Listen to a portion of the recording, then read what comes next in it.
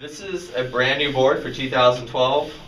This is something that a lot of surfers that ride my boards have been asking for a long time. This is a board, if you own a HiJinx and a go-to board, this is the board that goes right in between those. So if you want the feel of a HiJinx, but you want to ride it in larger waves, but still have that same feel, this is the board for you. This is the Fiend. You want to ride it just slightly larger than your HiJinx. So if you have a 5'8", get a 5'9". I can handle the width and the thickness and everything else based upon your previous orders, or if you're new, we can work out that based upon surfers that are similar to your size, where you might ride at, the conditions and so forth. The thing about this board, the differences between this and the HiJinx is that everything's pulled in.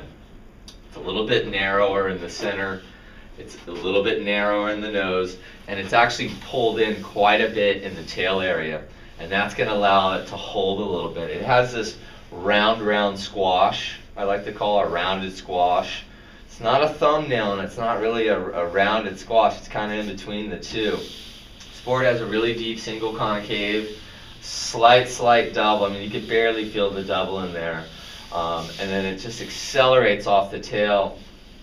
This board has a little bit more nose rocker in it, and not back here really, just a little bit more nose flick so you don't bury it when you're, dropping in or doing large maneuvers.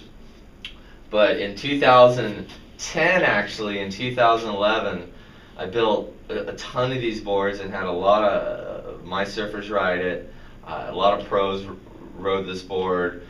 And it's probably the most I've ever spent in developing a surfboard.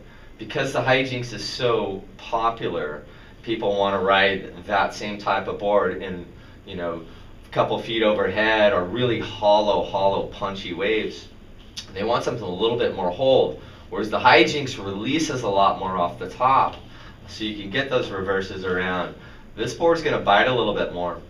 You can still lay down some huge, tricks, and air reverses and things like that, but it's going to be a little bit more stable in hollow, punchy conditions.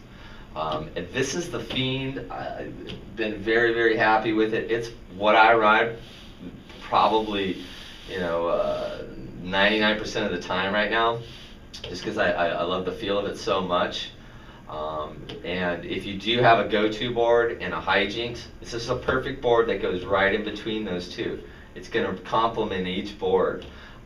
So I definitely would recommend, the HiJinx, the Fiend, the go-to, making sure that those are the staple boards. And then if you want a kind of a step-up board, we'll get into that, and with the sucker punch. And then also if you want something a little bit more playful, that would be the runt. So this is the Fiend for 2012.